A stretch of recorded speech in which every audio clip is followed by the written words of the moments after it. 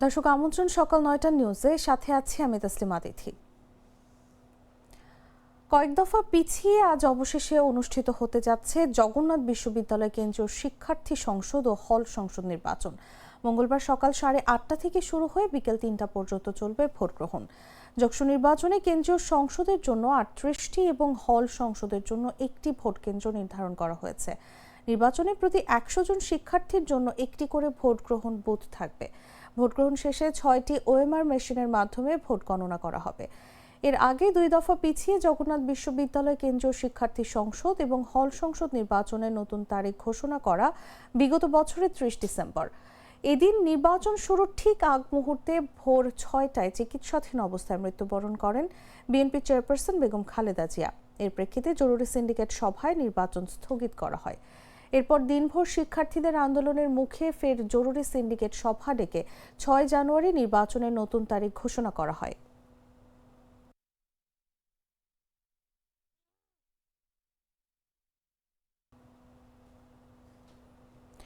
স্বতন্ত্র প্রার্থীর ক্ষেত্রে 1% ভোটারের যে স্বাক্ষর দরকার এটি অযৌক্তিক বলে মন্তব্য করেছেন সুশাসনের জন্য নাগরিক সম্পাদক বদিউল আলম মজুমদার। বলেন, যারা নির্বাচনে অংশ নিতে চান তাদের প্রার্থিতা অকারণ বাতিল করা হলে নির্বাচনে অংশগ্রহণমূলক ও গ্রহণযোগ্যতা করার ক্ষেত্রে প্রতিবন্ধকতা সৃষ্টি হয়। সোমবার ময়মনসিংহ নগরের নতুন বাজার এলাকার একটি রেস্টুরেন্টে গণ অভ্যুত্থানের আকাঙ্ক্ষা, সংস্কার ও নির্বাচনী ইশতেহার শীর্ষক এক সংলাপে এসব কথা বলেন তিনি।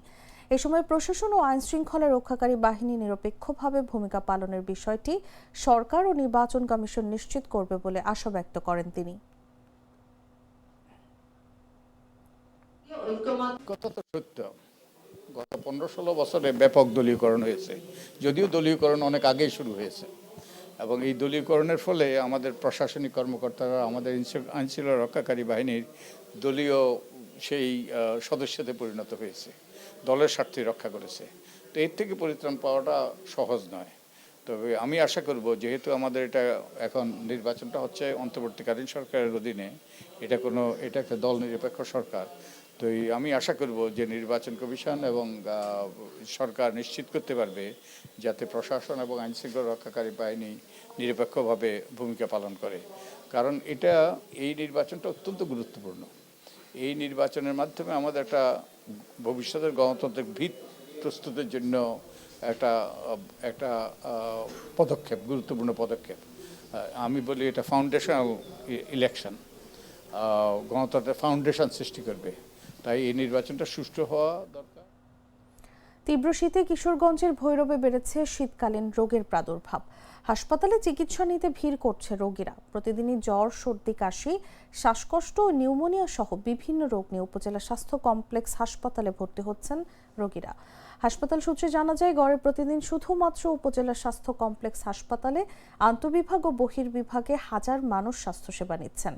সোমবার হাসপাতালে 44 জন রোগী ভর্তি হয়েছেন। তাদের মধ্যে বেশিরভাগই নিউমোনিয়া, ডায়রিয়া সহ ঠান্ডাজনিত রোগী। এর বেশিরভাগই প্রত্যন্ত ও গ্রাম অঞ্চল এলাকা থেকে আসা শিশু ও বৃদ্ধ।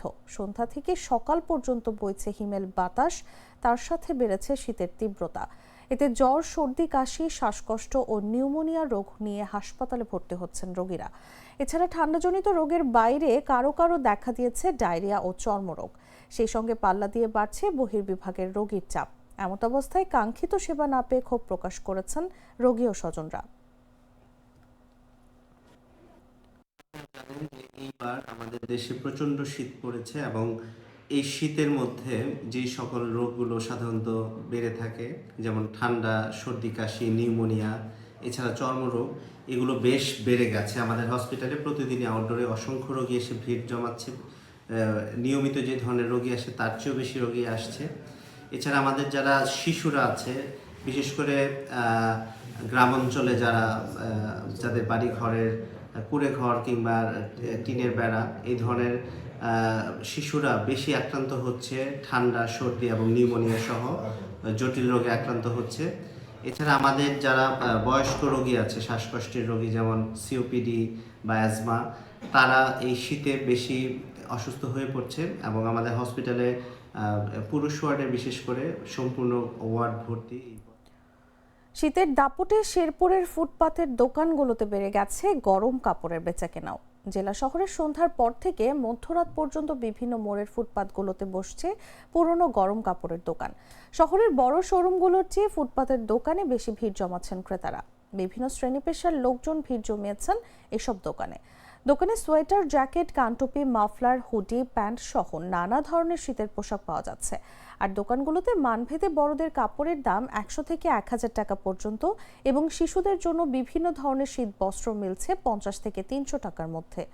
অস্থায়ী এসব দোকানের ব্যবসায়ীরা বলছেন, হঠাৎ তীব্র শীত অনুভূত হওয়ায় গরম কাপড়ের চাহিদা বেড়েছে। একসময় নিম্ন আয়ের মানুষেরাই ক্রেতা ছিল, কিন্তু এখন সব শ্রেণীর লোকজন ভিড় করছেন কাপড় নিতে। এ বিষয়ে শেরপুর চেম্বার অফ কমার্সের সভাপতি আলহাজ আরিফ হাসান বলেন, সন্ধ্যার পর নিউ মার্কেট ও শহীদ স্কয়ার এলাকায় কয়েকটি দোকানের ভেতরে শীতের পুরাতন কাপড় বিক্রি করা হয়।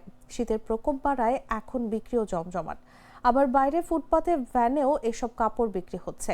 তবে কোনোভাবেই সড়কে এসব দোকান বসানো যাবে না এবং পথচারীদের যেন কোনো ভোগান্তি না হয় সেদিকে ব্যবসায়ীদের খেয়াল রাখার আহ্বান জানান তিনি।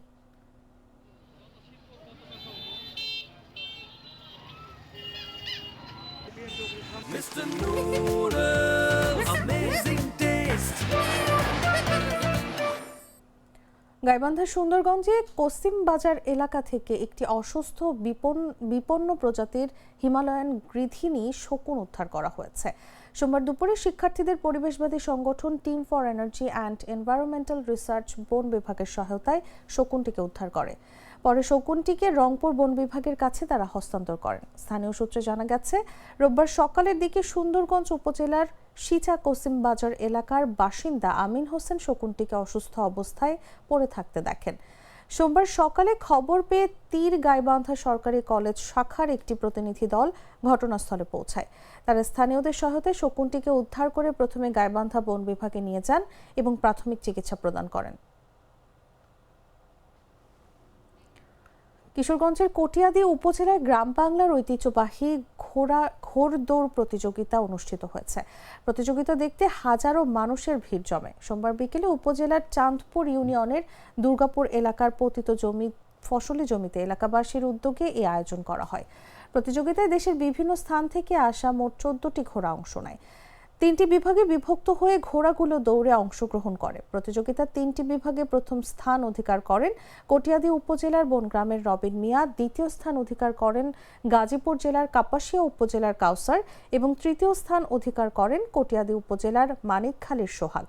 প্রতিটি বিভাগের প্রথম স্থান অর্জনকারীকে একটি করে রেফ্রিজারেটর, দ্বিতীয় স্থান অর্জনকারীকে একটি খাসি এবং তৃতীয় স্থান অর্জনকারীকে একটি এলইডি টিভি পুরস্কার হিসেবে প্রদান করা হয়।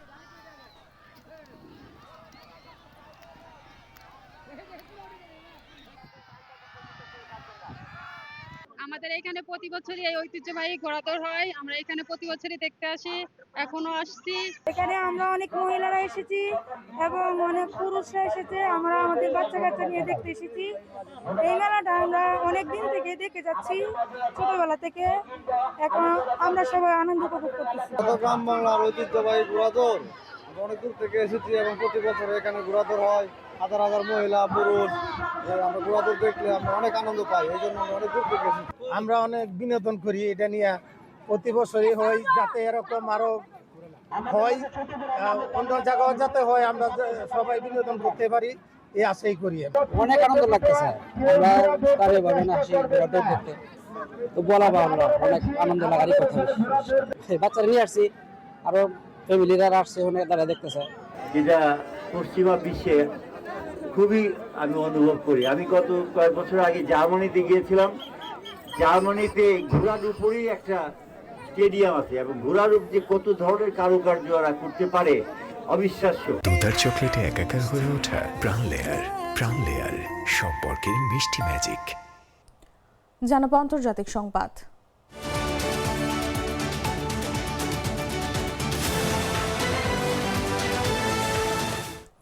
যুক্তরাষ্ট্রের নিউ ইয়র্কের আদালতে মাদক ও অস্ত্র চোরাচালানের মামলায় ভেনেজুয়েলার প্রেসিডেন্ট নিকোলাস মাদুরো ও তার স্ত্রী সিলিয়া ফ্লোরাস নিজেদের নির্দোষ দাবি করেছেন। সোমবার স্থানীয় সময় রাত 8টার দিকে নিউ ইয়র্কের ম্যানহাটনের আদালতে তাদের হাজির করা হয়। আদালতে নিকোলাস মাদুরো বলেন তিনি নির্দোষ এবং একজন সৎ মানুষ, এখনও তার দেশের প্রেসিডেন্ট।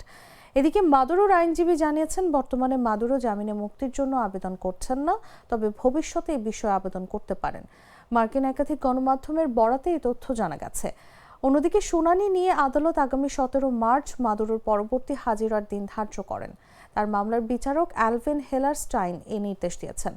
এর আগে নিউ ইয়র্কের স্থানীয় সময় তখন সকাল প্রায় 8টার দিকে কয়েদিদের পোশাকে ম্যানহাটনের ফেডারেল আদালতে নেওয়া হয় ভেনেজুয়েলার প্রেসিডেন্ট নিকোলাস মাদুরো ও তার স্ত্রী সিলিয়া ফ্লোরেসকে। কঠোর নিরাপত্তায় ম্যানহাটনের ফেডারেল আদালতে নিয়ে যাওয়া হয় তাদের।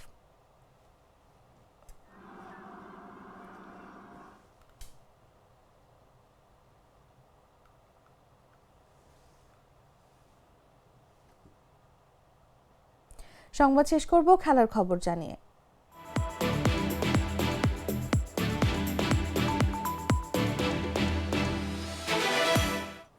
আইপিএল সম্প্রচার নিষিদ্ধে তথ্য মন্ত্রণালয়ের সিদ্ধান্তের প্রতি সমর্থন জানিয়েছেন বিসিবি সভাপতি আমিনুল ইসলাম বুলবুল। সোমবার সাবেক প্রধানমন্ত্রী ও বিএনপি চেয়ারপারসন খালেদা জিয়ার প্রয়াণে শোক জানাতে গুলশানে বিএনপির কার্যালয়ে গিয়ে সাংবাদিকদের প্রশ্নের জবাবে এই কথা বলেন তিনি।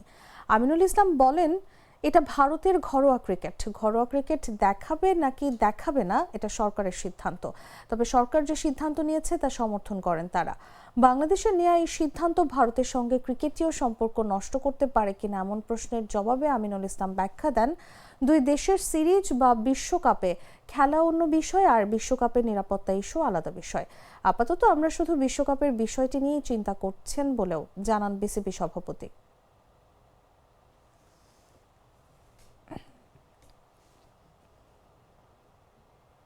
দর্শক, এই ছিল এখনকার মতো। এরপর দেখবেন বেলা 11টার সংবাদ। প্রতি মুহূর্তের সর্বশেষ খবর জানতে ভিজিট করুন jagonews24.com। ফলো করুন আমাদের ভেরিফাইড ফেসবুক পেজ এবং সাবস্ক্রাইব করুন জাগো নিউজের ইউটিউব চ্যানেল। ধন্যবাদ সবাইকে।